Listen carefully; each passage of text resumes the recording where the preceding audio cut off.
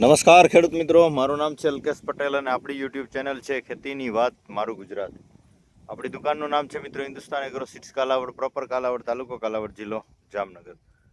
તારીખ થઈ છે આજે મિત્રો 7/9/2025, રવિવારનો દિવસ છે. મારી પોતાની વાડીએ વિઝિટમાં હતો.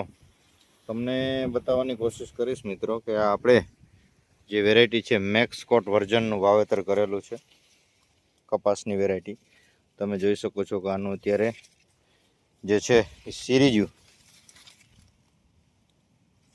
કાયદેસર લાગવા માંડી ગઈ છે. ચાપું ખરતું નથી, ડ્રોપિંગ થતું નથી. વરસાદી વાતાવરણ છે છતાં પણ જે છે એ ચાપવું ખરતું નથી. અને સિરીજુ તમે જોઈ શકો છો મિત્રો કે આની અંદર વ્યવસ્થિત રીતે ઝીંડવાનું બંધારણ થવા લાગ્યું છે. તમે જોઈ શકો છો.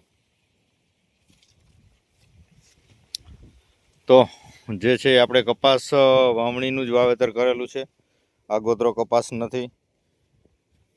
એટલે એમ જોવા જઈએ તો 80 દિવસ આસપાસનો જે છે એ કપાસ થવા આવ્યો છે. આજે 80 દિવસ, 75-80 દિવસ આસપાસ જે છે.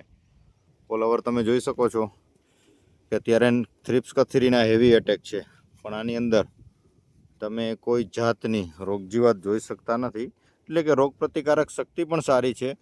અને ઓલરેડી આપણે આની અંદર દવાના જે છંટકાવ રાબેતા મુજબ જે જોઈ એ મુજબનું સ્પ્રે ચાલુ જ હોય છે, જેથી કરીને રોગજીવાત વધારે આવી જાય અને પછી કંટ્રોલ કરવું અઘરું લાગે.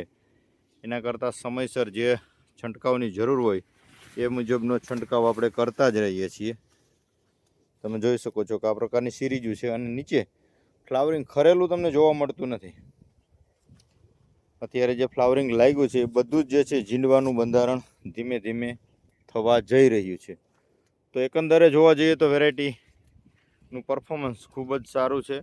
આગળ જતાં કેવી સ્થિતિ થાય છે એની પણ તમને ચોક્કસથી આપણે વિડીયોના માધ્યમથી માહિતી આપશું કે આ પ્રકારે વેરાયટી જે છે એ ઉત્પાદન કેવું મળે છે અને ફ્લાવરિંગ કેવું વધારે પડતું લાગે છે, કેવડી સાઇઝ થાય છે. ઝીંડવાની મોટા ઝીંડવાવાળી જ વેરાયટી છે, છતાં પણ આપણે જે છે ચોક્કસથી માહિતી આપશું કે કઈ પ્રકારનું એનું ઉત્પાદન છે.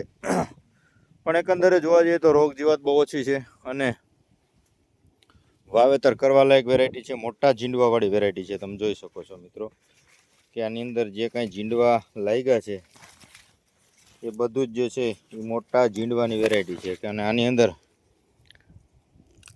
ઈયળના પ્રશ્ન બિલકુલ નહીવત છે. બરાબર છે. તમે જોઈ શકો છો કે બતાવવાની કોશિશ કરીશ કે આમાં જે જૂની કેરી હોય એની અંદર ઈયળનો પ્રશ્ન, જ્યાં જૂની કેરી આપણે તોડી છે આની અંદર કોઈ જાતનું કાંઈ આપણે જોવા મળતું નથી, કેમ કે ઈયળનો એટેક આની અંદર નથી. બરાબર. એટલે આગળ જતાં જોઈ છે આપણે આનું કેવું પરફોર્મન્સ છે. મીડિયમ જમીન છે. બરાબર છે.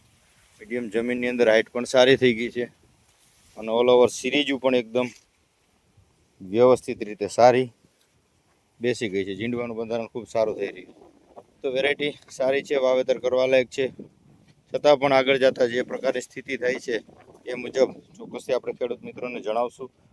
અને આપણે ઘણા બધા મિત્રોને આ મેક્સકોટ વેરાયટીનું વાવેતર કરાવ્યું છે, વાવ્યું જ છે ઘણા બધા મિત્રોએ. તો એનો પણ ફોટો મોકલશો જેથી કરીને ખ્યાલ આવે આપણને